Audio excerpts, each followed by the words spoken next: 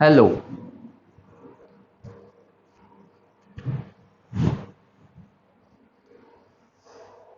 Hello everyone, तो सब कैसे हैं? आई होप सब बढ़िया हैं। सबकी पढ़ाई कैसे चल रही है? सर बहुत बढ़िया चल रही है हमारी पढ़ाई। लेकिन सर कुछ कुछ चीज़ों में हमें डाउट है, वो डाउट सॉल्व करने के लिए हम आपका ये वीडियो देखने के लिए आए हैं। तो चिंता ना करें, आपके वो सारे डाउट दूर होने वाले हैं। आज हम पढ़ेंगे मूविंग चार्ज एंड मैग्नेटिज्म के ऊपर। देखिए, बहुत सारे बच्चों के ऐसे डाउट्स रहते हैं या बहुत सारे बच्चों का ये कंसर्न रहता है, सर मैग्नेटिज्म ठीक से समझ में नहीं आता। इलेक्ट्रिक फील्ड समझ में आती है, लेकिन एक मैग्नेटिक फील्ड को समझना थोड़ा सा डिफिकल्ट है। इसलिए समझना है डिफिकल्ट इसको, क्योंकि मैग्नेटिक फील्ड में जो फोर्स है वो कहीं कहीं लगा करता है। इलेक्ट्रिक फील्ड सर इजी था।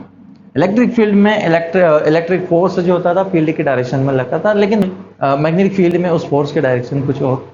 दूसरी बात, यहाँ पे चार्ज मूविंग करने वाला है। ओहो, इलेक्ट्रिक फील्ड जब आप पढ़ते थे तो इलेक्ट्रिक फील्ड में बड़ा इजी था। इलेक्ट्रिक फील्ड कोई स्टेशनरी चार्ज भी प्रोड्यूस कर सकता था। मान लीजिए यहाँ पे कोई चार्ज है तो इसके आसपास इलेक्ट्रिक फील्ड प्रोड्यूस हो सकती थी, चाहे ये चार्ज आपका रेस्ट में हो तब भी ये इलेक्ट्रिक फील्ड प्रोड्यूस कर सकता था या इलेक्ट्रिक फील्ड को फील कर सकता था। अब यहाँ पे जो हमारा मैग्नेटिज्म स्टार्ट होगा, जो मैग्नेटिज्म स्टार्ट होने वाला है, वहां पे पहली बात जो है वो है मूविंग चार्ज। अब यहाँ पे आपका चार्ज मूव करने वाला है। एक रुका हुआ चार्ज, एक रेस्ट में चार्ज, एक स्टेशनरी चार्ज अपने आसपास इलेक्ट्रिक फील्ड प्रोड्यूस करता है। लेकिन एक मूविंग चार्ज जो है, अगर वो चार्ज मूव कर रहा है तो इलेक्ट्रिक फील्ड और मैग्नेटिक फील्ड दोनों प्रोड्यूस कर सकता है। यानी कि मैग्नेटिक फील्ड कॉन्सेप्ट में कब आएगी? मैग्नेटिक फील्ड कॉन्सेप्ट में कब आएगी? मैग्नेटिक फील्ड कॉन्सेप्ट में तब आएगी जब आपका चार्ज कैसा हो, मूविंग। तो इस तरह के बहुत सारे आपके डाउट्स होंगे। बाय वन एक एक चीजों को समझते जाएंगे। अगर आपने इस लेक्चर्स को काफी ध्यान से समझा तो यकीन मानिए बहुत सारे आपके प्रॉब्लम्स जो कि मैग्नेटिज्म के ऊपर है वो खत्म होने वाली है। या बहुत सारे आपके प्रॉब्लम्स जैसे बायो सेवर्ट लंपेयर सर्किट लॉज, तरह तरह के आपको मैग्नेटिक फील्ड कैलकुलेट करने को कहा जाए टॉरॉइड में निकाला जाए या फिर किसी सोलेनाइड के अंदर निकाला जाए, तो किस तरीके से आप मैग्नेटिक फील्ड कैलकुलेट कर सकते हैं। बाय वन एक एक चीजें को देखते जाएंगे तो हमें सारी चीजें क्लियर हो जाएगी। तो आइए हम वीडियो को स्टार्ट करें। सबसे पहले मैग्नेटिक फील्ड पता कैसे चली? मैग्नेटिक फील्ड पता कैसे चली? तो एक फेमस साइंटिस्ट थे, उन्होंने एक एक्सपेरिमेंट किया था, ऑरस्टेड के एक्सपेरिमेंट। ऑरस्टेड ने ये देखा कि जब कोई वायर जिसके अंदर कोई करंट फ्लो हो रहा है, यदि कोई वायर के अंदर कोई करंट फ्लो हो रहा है, सपोज उसके अंदर आई करंट फ्लो हो रहा है, और स्टेट ने ये एक्सपेरिमेंट किया कि उसके पास में एक मैग्नेटिक कंपास रखा। मैग्नेटिक कंपास रखा। और मैग्नेटिक कंपास क्या काम करता है? मैग्नेटिक कंपास मैग्नेटिक फील्ड आने पे डिफ्लेक्शन शो करता है। यानी कि मैग्नेटिक कंपास जनरली नॉर्थ और साउथ डायरेक्शन में रुकता है। जब उस मैग्नेटिक कंपास को इस वायर के पास लाया गया, इस मैग्नेटिक कंपास को जब इस वायर के पास लाया गया तो ये देखा गया कि इसमें डिफ्लेक्शन होता है। और इसमें डिफ्लेक्शन होता है यानी कि यहाँ पे कोई ना कोई फील्ड है, और वो फील्ड कौन सी है? मैग्नेटिक फील्ड है। इसको डिफ्लेक्ट करने के लिए कोई फोर्स लगता है। कौन सा फोर्स लगेगा? तो मैग्नेटिक फोर्स लगेगा। मैग्नेटिक फील्ड में लगने वाला फोर्स जो है वो होगा आपका मैग्नेटिक फोर्स। तो जब किसी करंट कैरिंग वायर, इसको बोलते हैं करंट कैरिंग वायर भाई करंट कैरिंग वायर कहो या ये कहो कि यहां पे चार्ज फ्लो हो रहा है। Current is what? I is equal to what? D by d t of q, rate of flow of charge. यानी कि यहां पे कोई ना कोई चार्ज फ्लो हो रहा है, या ये कहो कि यहां पे चार्ज मेरा कैसा है? मूविंग है। तो जब चार्ज मूविंग होता है तब इस मैग्नेटिक कंपास में डिफ्लेक्शन हमें दिखाई दिया। और स्टेट ने सबसे पहले इसको कहा। तो ये मैग्नेटिक इफेक्ट ऑफ करंट देखा गया कि करंट जो है जब किसी वायर में से फ्लो होता है तो उसके आसपास मैग्नेटिक इफेक्ट प्रोड्यूस होता है, मैग्नेटिक फील्ड प्रोड्यूस होती है। इस करंट के डायरेक्शन को चेंज कर दिया जाए, मान लो कि करंट ऊपर की तरफ जा रहा था, जब इसमें डिफ्लेक्शन इधर हुआ। अगर इस करंट के डायरेक्शन को चेंज किया जाए, तो इसका डिफ्लेक्शन भी चेंज हो जाता है, अपोजिट डायरेक्शन में डिफ्लेक्ट हो जाता है। यानी कि कोई ना कोई यहाँ पे ऐसी फील्ड है जब कोई चार्ज पार्टिकल, जब कोई चार्ज मूव करता है, मूविंग चार्ज अगर कोई है, या कोई ऐसा करंट कैरिंग वायर है जिसके अंदर से कोई करंट फ्लो हो रहा है, तो उसके पास में अगर आप किसी मैग्नेटिक कंपास को ले जाते हैं तो मैग्नेटिक कंपास डिफ्लेक्शन शो करेगा, जो कि इस बात को डिनोट करता है कि वहां पर कोई ना कोई फील्ड है। वो फील्ड कौन सी है? मैग्नेटिक फील्ड है। तो सबसे पहले ऑरेस्टेज ने इस बात को बताया कि वहां पे एक फील्ड है जिसको मैग्नेटिक फील्ड कहते हैं। ठीक है, अब मैग्नेटिक फील्ड प्रोड्यूस कैसे हुई? तो मैग्नेटिक फील्ड प्रोड्यूस होती है, याद रखो, मूविंग चार्ज के द्वारा। Magnetic field, magnetic field, it is denoted by B, or it's also vector. Magnetic field is produced by only moving charge। वही चार्ज जब तक मूव करेगा तभी वहां पर मैग्नेटिक फील्ड प्रोड्यूस होगी। Stationary charge magnetic field produce नहीं कर सकता, जबकि stationary charge electric field produce कर सकता है। याद है इलेक्ट्रिक फील्ड? यस सर, कुछ इस तरीके से बनाते थे हम इलेक्ट्रिक फील्ड। ये रही फील्ड ई, यहाँ पे कोई चार्ज रख दिया, लेट सपोज यहाँ पे आपने प्लस क्यू चार्ज रख दिया, इसके ऊपर फोर्स किधर लगेगा? इस डायरेक्शन में कितना फोर्स लगता है? F is equal to q E. तो इलेक्ट्रिक फील्ड बड़ी सिंपल टाइप की थी। क्या करती थी? फोर्स लगाती थी फील्ड की डायरेक्शन में, फोर्स लगाती फील्ड की डायरेक्शन में। यहाँ पे फोर्स लगेगा अभी मुझे पता नहीं, यहाँ पे फील्ड की डायरेक्शन क्या होगी वो भी मुझे पता नहीं है। मैंने तो करंट की डायरेक्शन बताई ना, यहाँ पे आपको बताया है कि ये करंट की डायरेक्शन है, मैंने मैग्नेटिक फील्ड की डायरेक्शन नहीं बताई। जबकि मैग्नेटिक फील्ड एक वेक्टर क्वांटिटी है, इस वेक्टर क्वांटिटी, तो ऑब्वियसली इसकी कुछ ना कुछ डायरेक्शन होगी। हम देखेंगे कुछ रूल्स है जिनकी मदद से हम मैग्नेटिक फील्ड की डायरेक्शन कैलकुलेट कर पाएंगे। ठीक है, तो magnetic field produces by moving charge and magnetic field is vector quantity, it is denoted by B vector. Unit की बात करो, इसकी यूनिट, मैग्नेटिक फील्ड की यूनिट टेस्ला। टेस्ला में मेजर करते हैं भाई मैग्नेटिक फील्ड को। टेस्ला नाम सुना है? टेस्ला, टेस्ला कार्स जो आजकल इंडिया में चलने वाली है, टेस्ला कार। एलन मस्क का नाम सुना होगा, एलन मस्क की कंपनी स्पेसएक्स, एक ऐसी कंपनी जो स्पेस में अपना, एक प्राइवेट कंपनी जो स्पेस में अपने सैटेलाइट तक लॉन्च करती है, एलन मस्क, उनकी ही एक कंपनी का नाम है टेस्ला, जो कि ऑटोमोबाइल्स में कार्स को डिजाइन करती है। तो वो यूनिट, और इसे मेजर किया जाता है वेबर पर मीटर स्क्वायर। याद है वेबर किसकी यूनिट है? फ्लक्स की। फ्लक्स क्या होता था?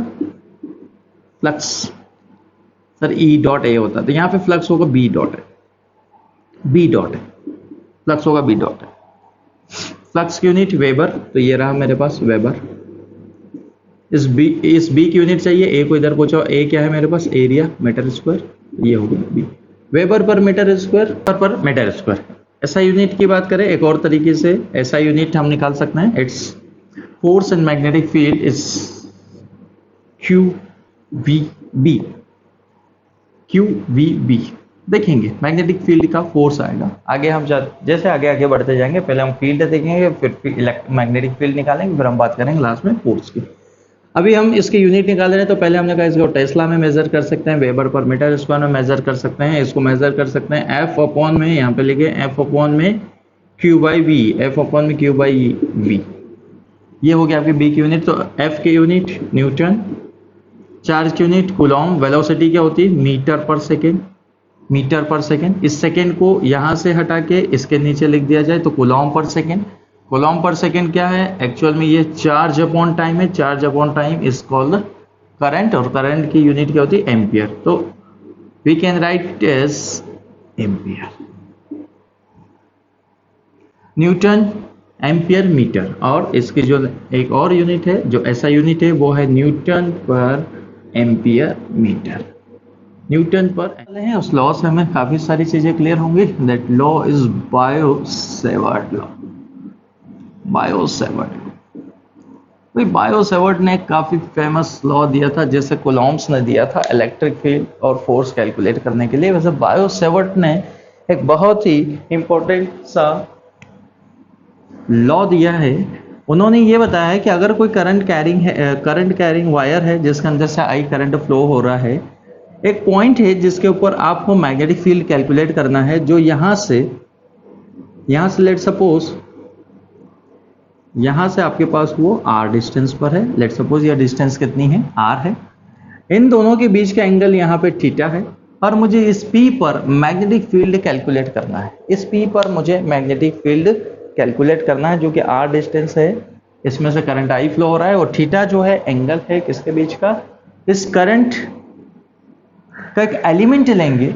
बायो सेवर्ट ने जो लॉ दिया है वो P के ऊपर मैग्नेटिक फील्ड निकालने के लिए रुकेगा, पर मैग्नेटिक फील्ड स्मॉल से निकलेगी। स्मॉल से मतलब एक छोटे से टुकड़े के लिए आप मैग्नेटिक फील्ड निकालेंगे। पहले वो छोटा सा स्मॉल सा लाइन एलिमेंट लेंगे जिसको आप कहते हैं डीएल। लाइन एलिमेंट लेंगे जिसे हम कहेंगे डीएल, और इस डीएल को हम वेक्टर कहेंगे।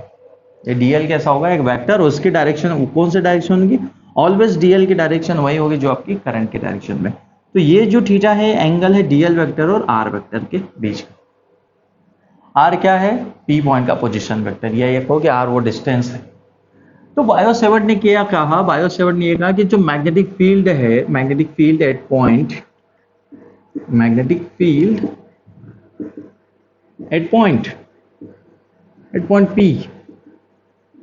पी के ऊपर जो मैग्नेटिक फील्ड होगी वो कितनी होगी। उन्होंने कहा कि magnetic field dB is equal to is directly proportional to I dl vector cross r vector upon में r cube. dl vector cross r vector upon में r क्यूब। मैग्नेटिक फील्ड भाई उन्होंने एक्सपेरिमेंट किया और ये सारी बातें आपको बताई। क्या बातें बताई, इस लॉ को अगर आप बुक में देखेंगे तो आपको ऐसा लिखा हुआ दिखाई देगा, is equal to mu naught upon 4 pi I dl sine of theta upon h। दोनों ठीक है, दोनों लॉ दोनों एक ही हैं, बट एक मैंने लिखा है वो वेक्टर फॉर्म में है और दूसरा मेरे पास स्केलर फॉर्म में। उन्होंने एक्सपेरिमेंट करके ये बातें बताई कि इस P पर जो मैग्नेटिक फील्ड है पहले तो वो dB होगी। क्यों, क्योंकि वो मैग्नेटिक फील्ड एक स्मॉल से लाइन एलिमेंट dl के द्वारा है, तो यहाँ पे dB होगी। और ये जो मैग्नेटिक फील्ड है dB ये डायरेक्टली प्रोपोर्शनल होगी करंट के, dB डायरेक्टली प्रोपोर्शनल होंगे उस लाइन एलिमेंट dl के। जितना बड़ा लाइन एलिमेंट उतनी ज्यादा मैग्नेटिक फील्ड। ये dB प्रोपोर्शनल होगी 1/r² के, r जो है दोनों के बीच के डिस्टेंस। इन सबको मिला के अगर हम बनाएंगे तो dB मेरे पास होने वाला है directly proportional to I dl upon में r²। प्रोपोर्शनलिटी को हटाने के लिए हम कांस्टेंट का यूज करते हैं, फिर हम लगाते हैं म्यू नॉट अपॉन 4 पाई। तो म्यू नॉट अपॉन 4 पाई में जो म्यू है आपका उसे आप कहते हैं परमीबिलिटी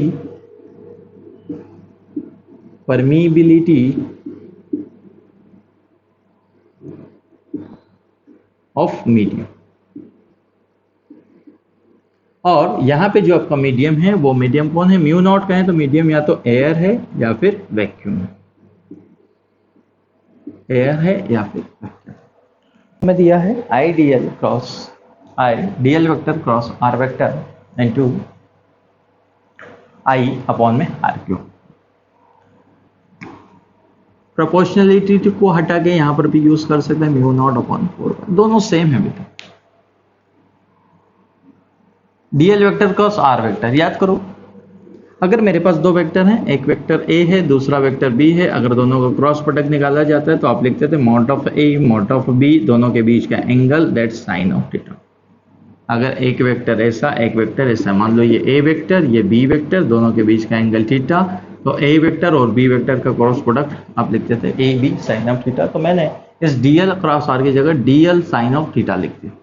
ओके, तो ये हमने वेक्टर फॉर्म में लिखा और ये हमारे पास स्केलर फॉर्म में। उन्होंने कहा कि मैग्नेटिक फील्ड यहाँ पर कैलकुलेट करने जाओगे इतनी आइडिया। तो ये है आपके पास बायो सेवर्ट लॉ। कुछ खास बातें हैं इस लॉ की, वो ये, पहली बात, बायो सेवर्ट लॉ हमेशा एप्लीकेबल है तभी, बायो सेवर्ट लॉ एप्लीकेबल है तभी जब ये जो लाइन एलिमेंट के लिए एप्लीकेबल है। भाई इस पूरे के लिए आपको मैग्नेटिक फील्ड निकालना है, एक साथ तो आप नहीं निकाल सकते। बायो-सेवर्ट लॉ से आपको मैग्नेटिक फील्ड निकालने के लिए यहाँ पे लाइन एलिमेंट लेना पड़ेगा, नहीं कि स्मॉल मैग्नेटिक फील्ड ही कैलकुलेट कर सकता है। ओके, दूसरी बात, ये जो लाइन एलिमेंट है डीएल, ये लाइन एलिमेंट डीएल हमेशा इस आई की डायरेक्शन में होगा। DL is always, direction of DL लिखें, direction of DL vector is always in direction of current, current की जिधर डायरेक्शन होगी उधर हमारे लाइन एलिमेंट की डायरेक्शन होगी। किसने कहा सर करंट तो स्केलर क्वांटिटी है, तो करंट की तो कोई डायरेक्शन नहीं होगी। बेटा करंट की डायरेक्शन है ना, देखो अपवर्ड जा रहा है, तो इधर डीएल की डायरेक्शन हो सकता है इस वायर में डाउनवर्ड की तरफ आए तो नीचे की तरफ। भाई करंट टेंसर क्वांटिटी है, उसको ना तो आप स्केलर कह सकते हैं ना आप उसको वेक्टर कह सकते हैं। कुछ बुक्स में इसको स्केलर जरूर कहते हैं, बट एक्चुअल में ये टेंसर क्वांटिटी है। तो करंट के डायरेक्शन में मेरा होना चाहिए डीएल। आई बात समझ में? तो इस तरीके से हम मैग्नेटिक फील्ड कैलकुलेट कर सकते हैं। एक मेरे पास परमिबिलिटी आई है, इस परमिबिलिटी का अगर मुझसे यूनिट पूछा जाता है तो यूनिट कैसे निकाल सकते हैं, जरा इस फॉर्मूले में देखो। परमिबिलिटी की यूनिट कैसे निकाल सकते हैं, तो वही मैं लिख सकता हूं dB, यहां पे लिखेंगे dB is equal to mu naught, को यही रहने दो, आइडियल को इधर पहुंचाओ, इस dB को तोड़ यहां लिख लिया जाए, इसके साथ आ जाएगा आर स्क्वायर, इसको ऊपर पहुंचाया, इधर आ जाएगा I इंटू DL। ठीक है, मैग्नेटिक फील्ड की यूनिट कितनी मैग्नेटिक फील्ड यूनिट किस में मेजर करोगे, टेस्ला। इसको हटाओ, इसकी जगह लिखो टेस्ला, आर स्क्वायर की जगह लिखो एम स्क्वायर, आई की जगह लिखो एम्पियर, और डीएल की जगह लिखो क्या, मीटर।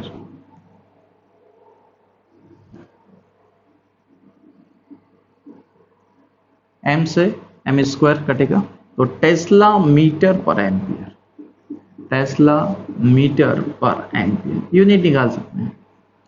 परमिबिलिटी, मीडियम की परमिबिलिटी, रिलेटिव परमिबिलिटी टर्म भी आपके पास आ सकती है। रिलेटिव परमिबिलिटी याद करो क्या होगा, अगर यहाँ पे मीडियम एयर और इसके अलावा कुछ और हुआ तो हम यहाँ पर रिलेटिव परमिबिलिटी लिखेंगे, जो कि हमें यह बताती है कि relative permeability mu of R is equal to mu in medium upon में mu in air or vacuum. It is a ratio of permeability in a medium upon the permeability of free space or air or vacuum is relative permeability. तो कभी कभी यहाँ mu naught mu R भी हमें use करना पड़ेगा relative permeability के लिए।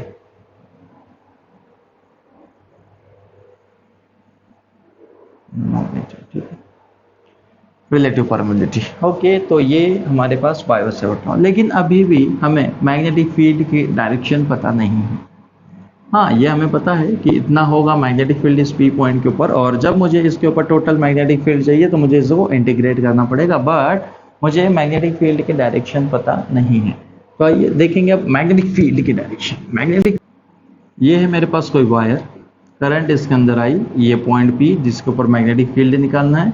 यहाँ पे मेरा एक लाइन एलिमेंट है डीएल, और ये इस तरीके से एंगल थीटा पर कोई पॉइंट है पी। इसके अंदर जो करंट फ्लो हो रहा है, आई फ्लो हो रहा है, आपको पी के ऊपर मैग्नेटिक फील्ड निकालना है। तो अपना राइट हैंड ले, राइट हैंड के थंब को करंट के डायरेक्शन में रखें, राइट हैंड के थंब को करंट के डायरेक्शन में रखें, और फिंगर्स को पी पॉइंट की तरफ ले जाएं। तो फिंगर्स किधर जा रही है, अपनी फिंगर्स को कर्ल कर ले, पहले थंब को इन the direction of current, fingers को फैलाएं और पी की तरफ टर्न करें। तो यहाँ पर ये फिंगर्स जिस डायरेक्शन में होगी उधर मैग्नेटिक फील्ड होगी। मैग्नेटिक फील्ड यहाँ पर कैसे दिखाई दे रही है, क्रॉस इनवर्ड। कैसे होगी, इनवर्ड। मैग्नेटिक फील्ड इनवर्ड कैसे किया आपने, current in the direction, thumb in the direction of current, P की तरफ ले जाएं तो ये इनवर्ड। सोचो अगर ये पी पॉइंट यहां पर होता ये पी पॉइंट यहाँ पर होता, ये एंगल थीटा होता, और फिर आपसे पूछते हैं कि पी के ऊपर मैग्नेटिक फील्ड बताओ, उसके डायरेक्शन बताओ पी के ऊपर। कैसे निकालते हैं, कैसे निकालते हैं? करंट के डायरेक्शन में थंब, फिर से राइट हैंड ले, करंट के डायरेक्शन में थंब, फिंगर्स फैलाएं, फिंगर्स को पॉइंट की तरफ पॉइंट करें। अब देखो ये कैसे आया बेटा, ये था कुछ ऐसा, तो ये इन्वर्ट था, फिर मैं अंदर घुमा घुमा घुमा घुमा घुमा घुमा और पी की तरफ लाया, तो देखो मेरी फिंगर्स कहाँ रही, ये थंब करंट के डायरेक्शन, फिंगर्स कहाँ, आपकी तरफ, बाहर की तरफ, यानी कि यहाँ पे मैग्नेटिक फील्ड कैसी होगी, डॉट बना दे, आउटवर्ड, बाहर की तरफ होगी। भाई फील करना पड़ेगा थोड़ा। सोचो कि आपके पास एक क्वेश्चन है मेरा, ये वायर है, इसमें करंट हो रहा है आई फ्लो, और मुझे इस पॉइंट पर, पी पॉइंट पर मैग्नेटिक फील्ड चाहिए। दूसरा क्वेश्चन, सेम वायर है, करंट की डायरेक्शन अपोजिट है, और इस पॉइंट पर मैग्नेटिक फील्ड चाहिए। तीसरा question, direction of magnetic field चाहिए ना। तीसरा क्वेश्चन,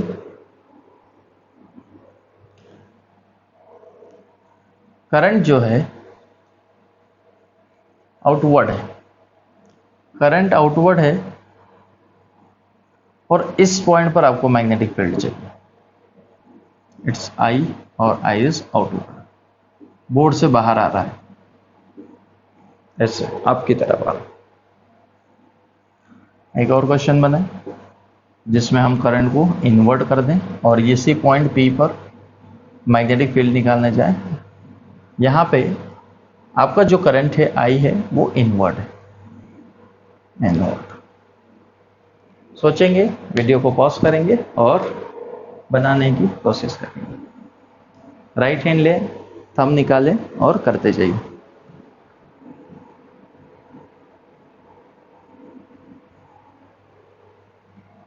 राइट हैंड ले, थंब ले, निकालते जाइए। निकाल दिया, ओके। पहले वाले में thumb, right hand in the direction of current, thumb, inward, कहाँ होगा, inward, मैग्नेटिक फील्ड कहाँ होगी बेटा, inward, अंदर की तरफ। यहाँ पे देखो, राइट हैंड ले, राइट हैंड को करंट के डायरेक्शन में ले, करंट ये रहा आपका आई, करंट के डायरेक्शन में थंब को ले जाए, ये ले गए, पी की तरफ टर्न करो, पी की तरफ, ये मेरा करंट के डायरेक्शन में थंब और पी की तरफ पॉइंट करें, इनवर्ड।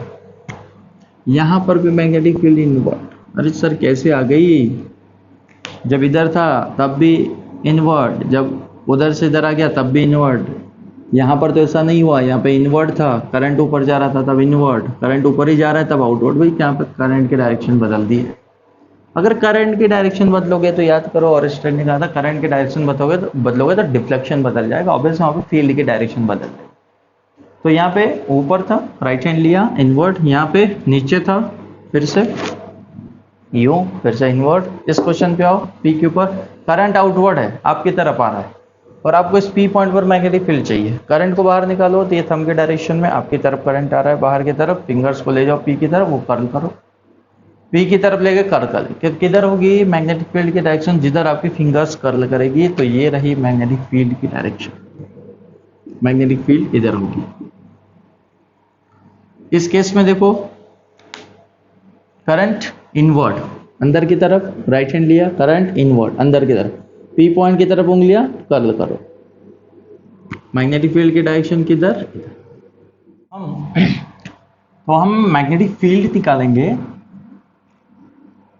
हेडिंग लगाएंगे magnetic field, magnetic field due to straight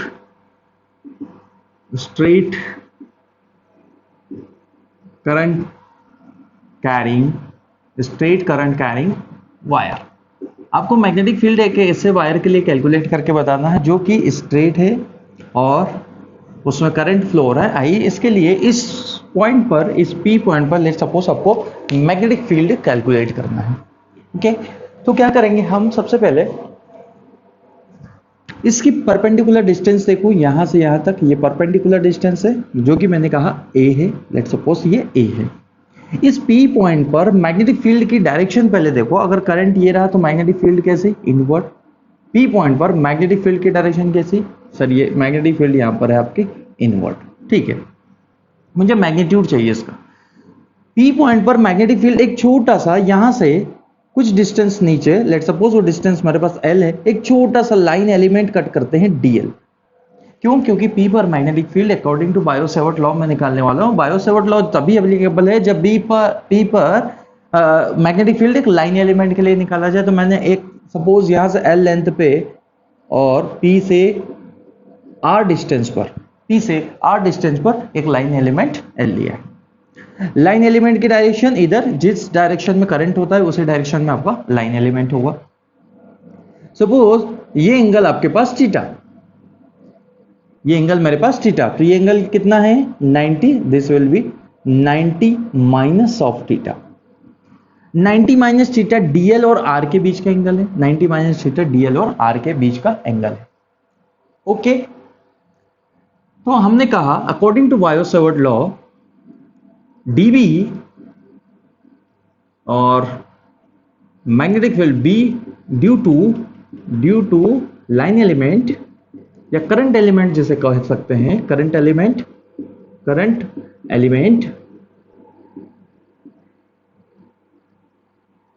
dB mu naught upon 4 pi I dl sine of, which sign में जो थीटा एंगल होता था वो किसके बीच का होता था सर, एंगल होता था r और dl के बीच का। ये रहा r, ये रहा dl, कितना है एंगल यहाँ पे 90, तो यहाँ पे लिखेंगे साइन 90 माइनस थीटा। भाई ये एंगल लेना, ये रहा r, ये रहा dl, r और dl के बीच का एंगल 90 माइनस थीटा अपॉन में इन दोनों के बीच का डिस्टेंस कितनी, r स्क्वायर। तो here we write r square tesla. इतनी मेरे पास मैग्नेटिक फील्ड होगी P पर due to this line element dl। I dl sine 90 minus theta upon r square, तो थोड़ा सॉल्व कर लिया जाए तो dv is equal to mu naught upon 4 pi I D L sine 90 minus theta. Sine 90 minus theta कौन से quadrant में बेटा, फर्स्ट क्वाड्रेंट में। साइन क्या बन जाएगा कॉस, ये हो जाएगा मेरे पास कॉस ऑफ थीटा अपॉन में R square. Magnetic field due to current element DL, इस डीएल करंट एलिमेंट की वजह से मैग्नेटिक फील्ड पी पर मैंने मैग्नीट्यूड निकाला जो कि इतना मेरे पास आने वाला। ओके, लेकिन मेरे पास ये जो वायर ये फाइनाइट है, अभी मैंने इसको इनफाइनाइट नहीं कहा है। मैग्नेटिक फील्ड निकालना पी पर जरूरी है, लेकिन वायर कैसा मेरे पास फाइनाइट लेंथ का है, इसकी लेंथ है फाइनाइट। तो फाइनाइट लेंथ वाले वायर के लिए मैग्नेटिक फील्ड निकालने जाओगे तो पूरे वायर के लिए मुझे निकालना पड़ेगा, यानी कि इसके छोटे छोटे टुकड़े करिए, ये डीएल, फिर एक और डीएल, एक और DL, DL DL DL DL टुकड़े करते चलिए। वो सभी टुकड़ों की वजह से पी पर मैग्नेटिक फील्ड निकालिए। पहले पी पर मैग्नेटिक फील्ड की डायरेक्शन देखो। मान लो कि मेरे पास मैंने कोई लाइन एलिमेंट, करंट एलिमेंट यहां पर लिया डीएल, इस डीएल की वजह से मैंने पी पर मैग्नेटिक फील्ड निकाली, तो वही राइट हैंड लिया, करंट की डायरेक्शन में थंब को रखा, करंट ऊपर जा रहा है, और यहां से फिंगर्स को कर्ल किया तो फिंगर्स इन्वर्ट हो रही है, यानी कि अगर ये लाइन एलिमेंट यहां पर होता तब भी मैग्नेटिक फील्ड इन्वर्ट, अगर यहां होता तब भी इन्वर्ट, यहां होता तब भी इन्वर्ट, यानी कि पूरे फाइनाइट वायर की लेंथ के लिए मैग्नेटिक फील्ड हमेशा इन्वर्ट होगी। तो मैग्नेटिक फील्ड का सम किया जा सकता है, यानी कि मैं इंटीग्रेट कर दूं, अगर मैं मैग्नेटिक फील्ड को इंटीग्रेट कर दूं फ्रॉम हेयर टू हेयर, अगर इस पूरी लिमिट के लिए मैं इसे इंटीग्रेट कर देता हूं तो मेरे पास टोटल मैग्नेटिक फील्ड बी आ जाएगी एट पॉइंट पी। ठीक है, चलो तो इंटीग्रेट करने के लिए हम क्या करते हैं, सबसे पहले मुझे पूरा वायर कवर करना है, तो मुझे पूरा वायर कवर करने के लिए लेट सपोज यहां से यहां तक और यहां से ये लेके यहां तक, कुछ इस तरीके से मैंने पूरा वायर कवर किया। ये मेरे पास जो एंगल था, इस एंगल को मैंने कहा फाई 1 और इस एंगल को मैंने कहा फाई 2। ठीक है, फाई 1 एक एंगल है, सॉरी थोड़ा सा डायग्राम को थोड़ा सा डायग्राम में हमें कौन कौन सा एंगल है वो देखेंगे।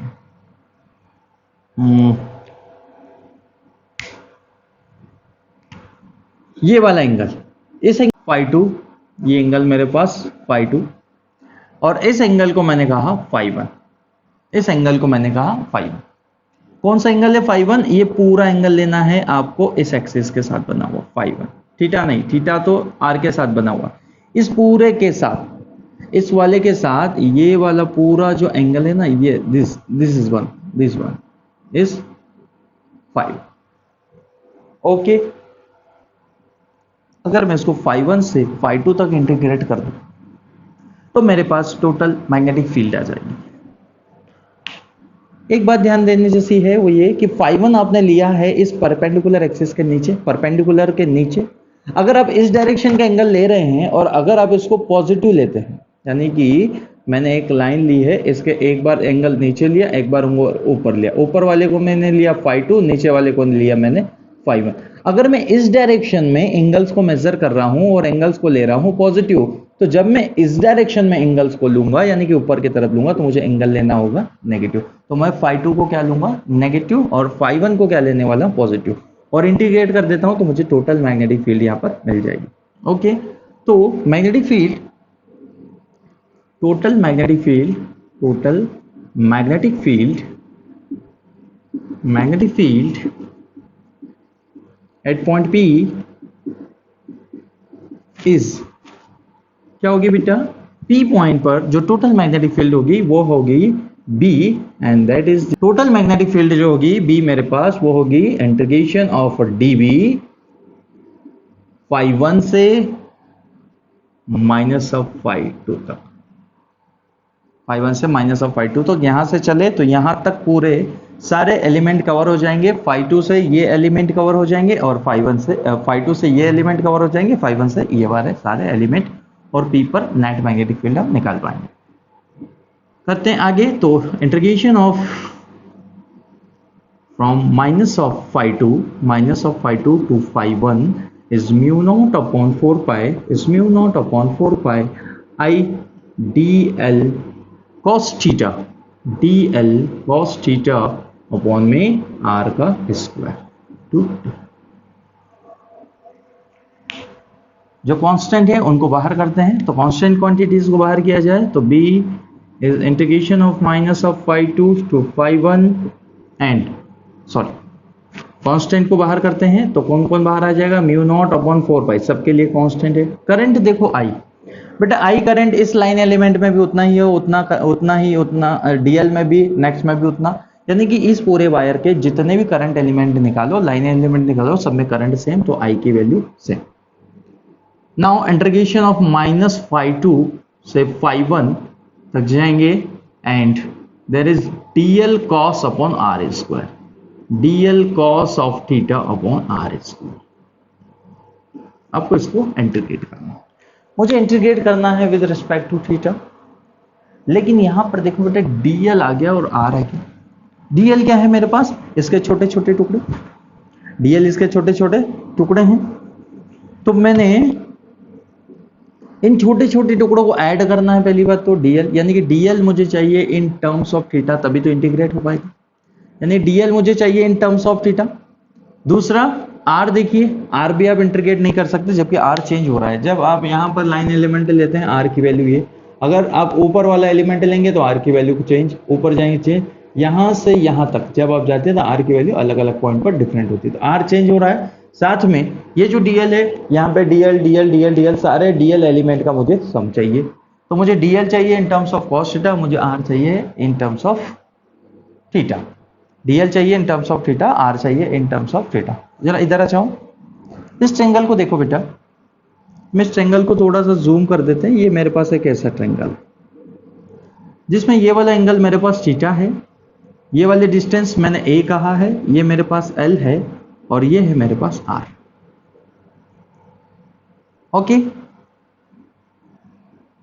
यहां पे L जो है टेन थीटा यूज करें, tan theta is equal to perpendicular upon base, यानी कि L upon A, tan theta is equal to L upon A। यहां से मैं लिख सकता हूं A tan theta is equal to L। Integrate कर दो, देयर इज A कांस्टेंट है, टेन थीटा का integration sec square theta d theta, और ये आपके पास dl।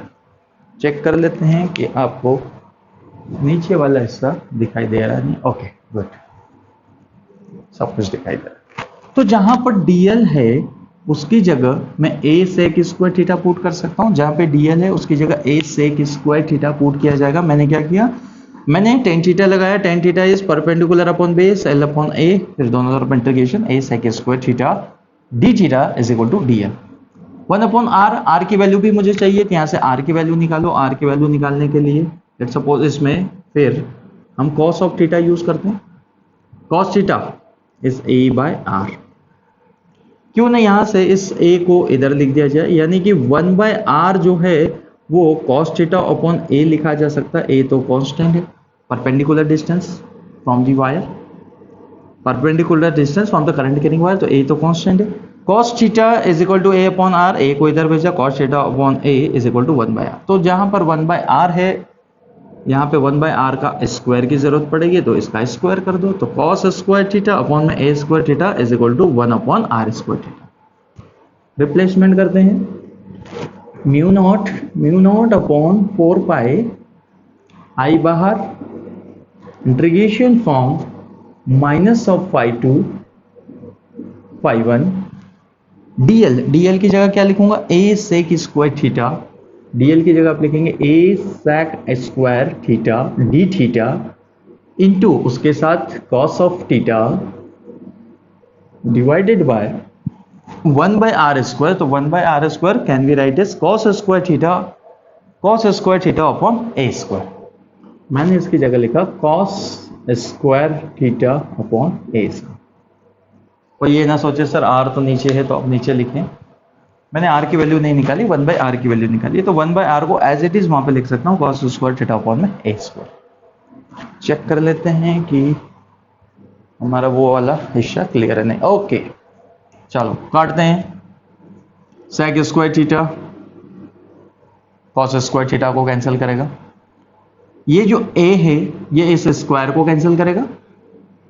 Now here cos theta D theta I phi one minus phi two और नीचे a। तो हमारे पास b is equal to mu naught upon 4 pi I. देखो बेटा a जो है ना a कांस्टेंट है, इसलिए इंटीग्रेशन से बाहर। a क्यों कांस्टेंट है, क्योंकि a परपेंडिकुलर डिस्टेंस है। Perpendicular distance from current carrying wire, जो आपका वायर जिसमें से आप करंट ले जा रहे हैं वहां से उस पॉइंट की परपेंडिकुलर डिस्टेंस है। Current carrying wire perpendicular distance है, तो परपेंडिकुलर डिस्टेंस a फिक्स्ड। तो mu naught upon 4 pi a integration there is minus phi two and phi one. क्या बचा, यहां से a सेक गया, यहाँ पे cos theta D theta, there is cos theta and d theta. Integration करेंगे तो b is mu naught upon 4 pi I by a cos theta का इंटीग्रेशन sin थीटा, भाई माइनस साइन थीटा नहीं लिखना, इस डिफरेंशिएशन होता है minus sine theta, sin theta from phi one to minus of phi two. एक बार upper limit रखेंगे, एक बार लोअर लिमिट, तो b is equal to mu naught upon 4 pi I upon a। there will be sine of phi 1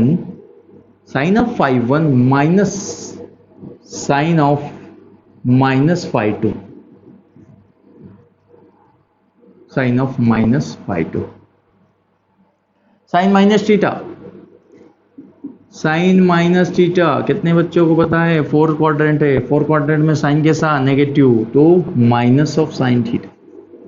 इसको हम लिख सकते हैं b is equal to mu naught upon 4 pi I upon a sine of phi one minus की जगह हो जाएगा plus, क्योंकि मैं इसको माइनस फाई टू लिखूंगा, that will be sine of phi to.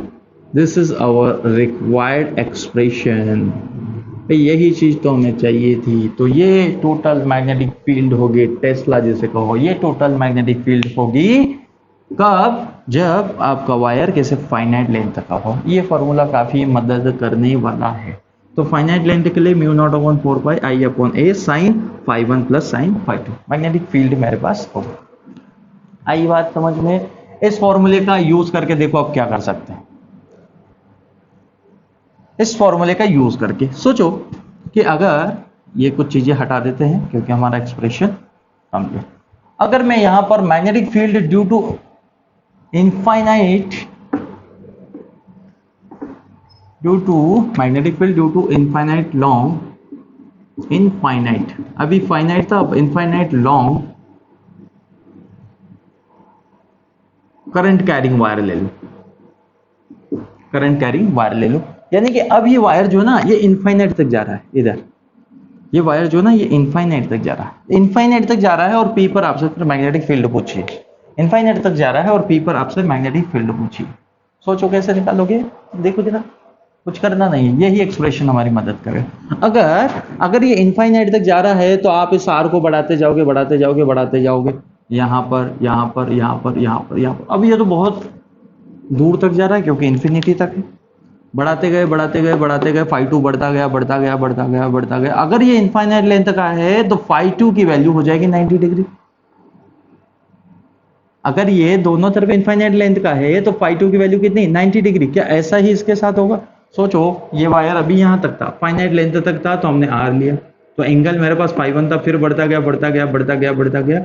अगर ये इनफाइनाइट लेंथ तक जाएगा तो ये दूसरा जो फाई वन है मेरे पास, ये भी कितना हो जाएगा बेटा, 90। अरे हाँ या ना, इनफाइनाइट तक जा रहा है, बोर्ड से भी बाहर जा रहा है, तो ऐसे एकदम खड़े हो जाओगे ना इनफाइनाइट तक, तो ये एंगल कितना 90, ये एंगल भी कितना 90 रखेंगे उस फॉर्मूले में, ये रहा। तो B is equal to mu naught upon 4 pi I upon a, भाई आई तो सेम होगा चाहे वो इनफाइनाइट लेंथ का हो चाहे वो फाइनाइट लेंथ का हो, ए भी वहां पर सेम है, sine of 90 degree plus sine of 90 degree. अरे हाँ 90 डिग्री नहीं हो जाएगा, 90 डिग्री, तो sine phi one plus sine phi two, sine 90 plus sine 90, और साइन 90 की वैल्यू जरा बताएंगे। तो 10th क्लास में पढ़ते थे, हमें नहीं पता था कि हम जब 12th क्लास में आएंगे या हम किसी एग्जाम की तैयारी करेंगे तब भी हमसे ये पूछा जाएगा। साइन 91, बेटा कोई भी चीज़ आपके पास ऐसी नहीं है जो आपको दोबारा यूज़ में नहीं आएगी, तो जो भी चीज़ें आपको आती है वो आगे कहीं ना कहीं फ्यूचर में काम में आने वाली। 1 और 1 कर दो ऐड, सर 1 और 1 हम तो केजी फॉस में ऐड करते थे, अब हमारे पास ऐसा कोई फॉर्मूला नहीं है, 1 और 1 ऐड करो, twice of I upon A, बकवास ना करो काम करो।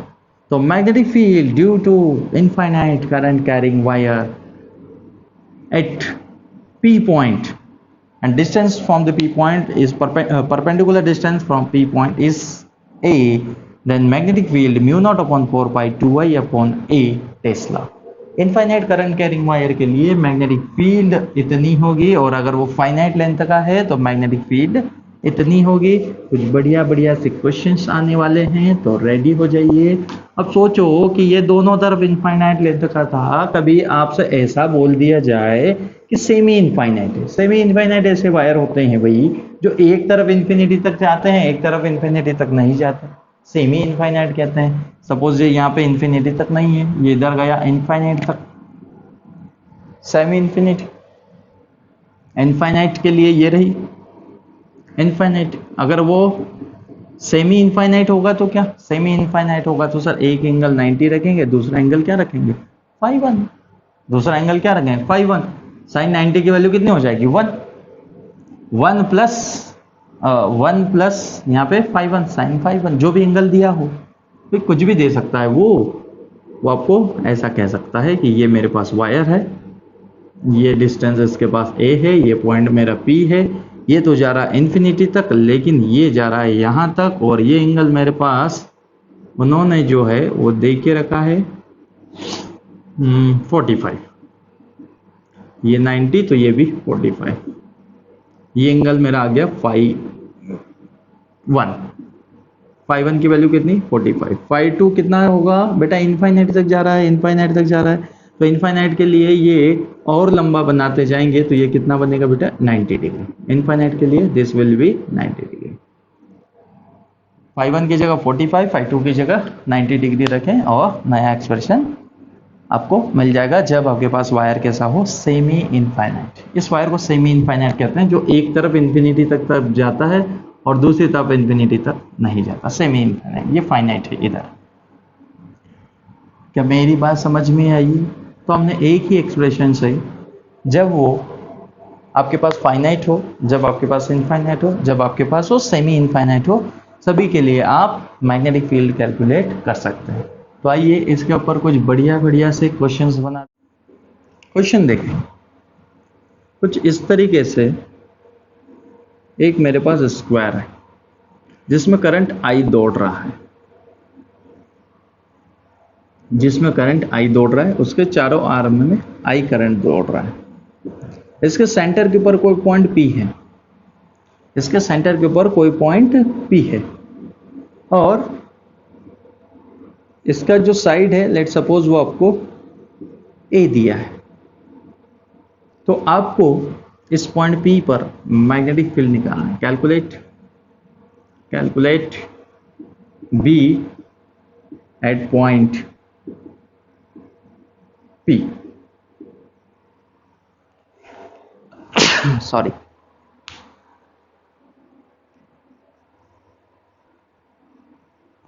आपको इस P पॉइंट पर मैग्नेटिक फील्ड निकालना है। कोई स्क्वायर दिया है इस तरीके का जिसमें I करंट दौड़ रहा है। सॉरी, आपको इस P पॉइंट पर मैग्नेटिक फील्ड निकालना है। तो कोशिश करेंगे, वीडियो को पॉज करें और सॉल्व करने की कोशिश करें। सबसे पहले इसके ऊपर डायरेक्शन देखो मैग्नेटिक फील्ड की किधर होगी, और मैग्नेटिक फील्ड सभी के लिए एक साथ नहीं निकाल सकते हम। ओके, मैग्नेटिक फील्ड निकालने के लिए आपके पास बायो-सैवर्ट लॉ है, और एक हमने मैग्नेटिक फील्ड निकालने के लिए ऊपर फॉर्मूला लिखा है जब आपके पास फाइनाइट करंट कैरिंग वायर हो।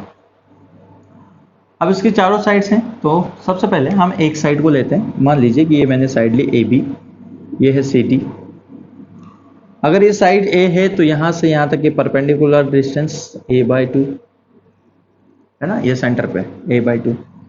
इस AB की वजह से P पर मैग्नेटिक फील्ड है। देखो इस AB की वजह से, AB thumb in the direction of current और fingers towards the point where the magnetic field calculate.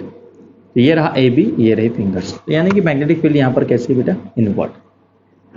Magnetic field कैसी है, इनवर्ड, अंदर की तरफ जा रही है P के ऊपर। इसकी टोटल लेंथ कितनी है, इसकी टोटल लेंथ यहाँ पर A है। टोटल लेंथ कितनी है, A है। इस A लेंथ की वजह से यहाँ पर आपको मैग्नेटिक फील्ड निकालना है। सोचो कि मैं अगर इस पॉइंट को कनेक्ट कर दूं, इस पॉइंट को कनेक्ट कर दूं, ये एंगल कितना होगा, देयर विल बी ये एंगल कितना होगा 45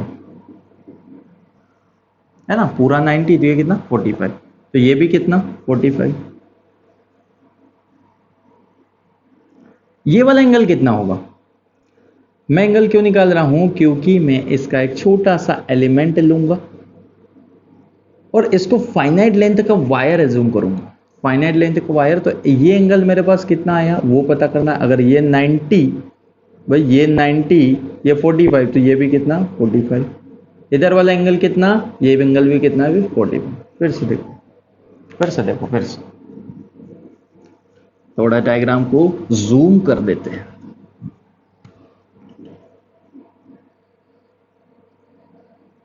ये current I, P point, magnetic field हमारी इनवर्ड। हमने कहा ये डिस्टेंस A/2, क्योंकि ये पूरी साइड A है तो ये A/2। मैंने पूछा आपसे कि ये एंगल कितना होगा और ये एंगल कितना होगा, तो ये एंगल कितना बेटा 90, ये कितना 45। भाई इसको आपने डिवाइड कर दिया तो 45 बाइसेक्टर है, तो ये भी कितना होगा 45। तो this is also 45, this is equal to 45 and that one is 90 degree. ये कुछ उसके एंगल्स। ये मेरे पास A था, B था, C था और D था। मैंने निकाली मैग्नेटिक फील्ड, सॉल्यूशन करने गए और magnetic field due to side A B, side A B की वजह से मैग्नेटिक फील्ड मैंने निकाली, ए बी की वजह से इसके ऊपर मैग्नेटिक फील्ड मैंने निकाली, तो मैग्नेटिक फील्ड कितनी होगी, तो B इज इक्वल टू होगी mu naught upon 4 pi, mu naught upon 4 pi I upon ए, तो ए क्या था बेटा वहां पे, परपेंडिकुलर डिस्टेंस। यहां पे परपेंडिकुलर डिस्टेंस कितनी है फ्रॉम द पॉइंट, इस वायर से परपेंडिकुलर डिस्टेंस कितनी, a/2, तो आप यहां पे क्या रखेंगे, a/2 इंटू साइन φ1। क्या वो φ1 एंगल इसके साथ बना हुआ था, परपेंडिकुलर डिस्टेंस वाली लाइन के साथ बना हुआ था एंगल φ1, ये φ1, हाँ ये रहा और ये रहा आपका φ1, तो साइन φ1 यानी कि 45 प्लस साइन φ2 एंगल कितना है, वो भी मेरे पास 45, एंगल मेरे पास 45। मैंने इस फॉर्मूले की मदद ली, mu naught upon 4 pi I upon a, a is the perpendicular distance from the wire, a की जगह पे मैंने a/2 रखा, साइन 45 प्लस साइन 45, ठीक है। तो B is equal to mu naught upon 4 pi 2i अपॉन a साइन 45, साइन 45 बताओ, करने लग गए होंगे सर 0, अच्छा साइन 0 पे 0, ओके साइन सर 30 पे इतना, ओके साइन 45 पे इतना,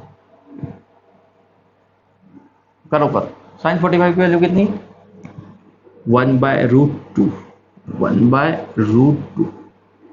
प्लस 1/√2, यानी कि दोनों को मिला दिया जाए तो 2/√2, 2 से 2 टाइम, 2 से 1 टाइम, यानी कि B जो मेरे पास आया है वो है mu naught upon pi I upon में a/√2 tesla. Magnetic field due to side A B की वजह से आई है मैग्नेटिक फील्ड,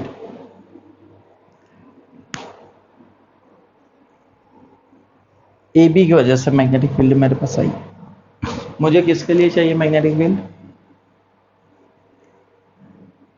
BC CD और DA सबके लिए। अब देखो जरा बेटा, ये मैग्नेटिक फील्ड वेक्टर क्वांटिटी है तो इसको मैं ऐड भी कर सकता हूं अगर सभी पॉइंट के लिए, सभी लाइन एलिमेंट के लिए मैग्नेटिक फील्ड की डायरेक्शन सेम है। राइट हैंड निकालें, ओके करंट उल्टा कर दिया क्या हमने, यस सर। मैग्नेटिक फील्ड कैसी है, यहाँ पे आउटवर्ड है, क्यों, क्योंकि हम सर अपने डायग्राम ड्रॉ किया और करंट उल्टा बनाया। करंट को ले जाओ, थम्स को ले जाओ इन the direction of current, fingers आपकी तरफ, इधर देखो फिंगर्स आपकी तरफ, इस वाली साइड में करंट इधर, फिंगर्स आपकी तरफ, इस वाली साइड में करंट इधर, फिंगर्स पॉइंट की तरफ और आपकी तरफ, यानी कि सभी के लिए मैग्नेटिक फील्ड बाहर की तरफ आ रही हो और सभी की परपेंडिकुलर डिस्टेंस भी देखी जाए तो सभी की परपेंडिकुलर डिस्टेंस यहाँ से a/2, यहाँ से a/2, यहाँ से a/2, यानी कि जो ये मैग्नेटिक फील्ड है, अगर B टोटल निकालने को मुझे कहा जाए B टोटल, तो क्या वो 4 टाइम्स ऑफ B ही होगी। इस एक ने जितनी प्रोड्यूस करी होगी, इन चारों ने उसकी 4 टाइम प्रोड्यूस करी होगी, क्योंकि सबके लिए मैग्नेटिक फील्ड एक ही डायरेक्शन में है, तो क्यों ना इसे 4 mu naught upon pi I upon में a/√2 टेस्ला लिख दिया जाए।